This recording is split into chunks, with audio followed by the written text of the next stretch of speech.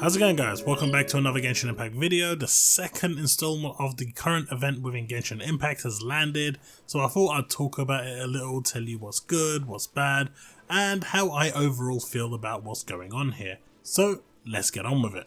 So currently the second event has dropped. We have got the salvage missions in place. They are actually quite entertaining, they are really well thought out, and they are actually at times quite challenging if you're doing them on the hardest difficulty setting. In fact, what you're seeing in the background is pretty much the gameplay for the salvage missions. You start off by doing a simple quest.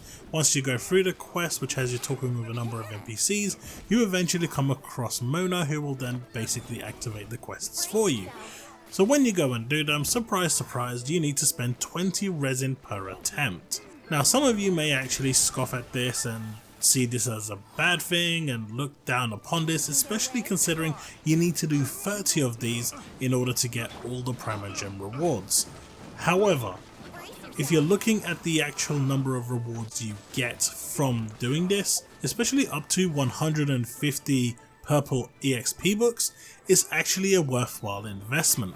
It's actually a good investment for your red books as well, because you'll be getting 250 of those, and of course once they are done, then you have to question, is my investment worthwhile? Well, you're going to have to continue doing it if you want the Primogems, and this is where the free to play situation comes in, and this is where the resin moaning is going to come in, and in my opinion, it's a double-edged sword. I think the way they've done it could have been better, it could have been structured better, it shouldn't have needed so much resin, maybe 10 resin at a time.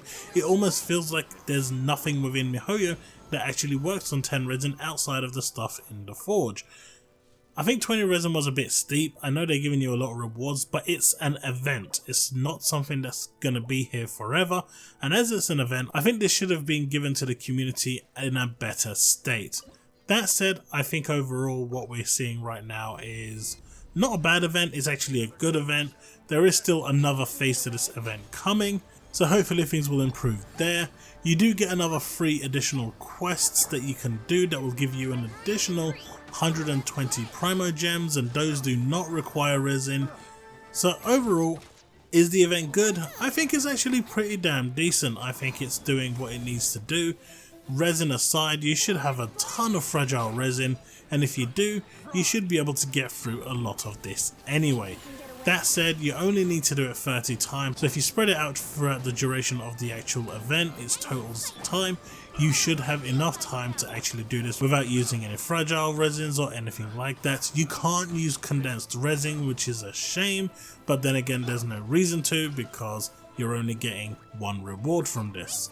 That said, after you've done your 4, you have to go back to Mona and speak to Mona, and Mona will then show you another location with another 4 that you can go and do this. This is repeatable content that you can continuously do and actually collect all 30 of them in one day if you wish to. However, you are going to be burning through a huge chunk of your resin.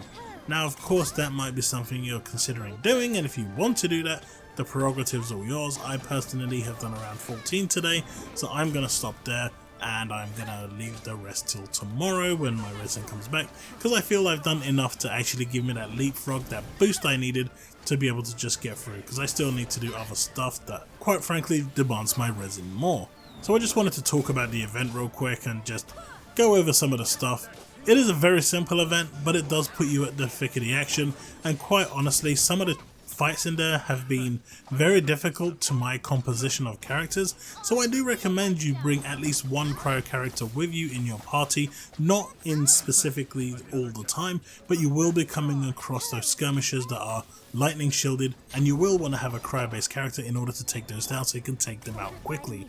Diona is very good for this. You don't have to level her up much, and she can just stay at a distance, charging up her bow and letting rip. Once it's down, switch to your main DPS and take it down. So that was the only one that actually did trouble me, but once I sorted out my character compositions and leveled them up using the books I just bought, yay, it actually worked out. So all in all, good stuff. I just wish the resin requirement was a little lower. If you've taken part in the event, let me know what you think and let's have that discussion.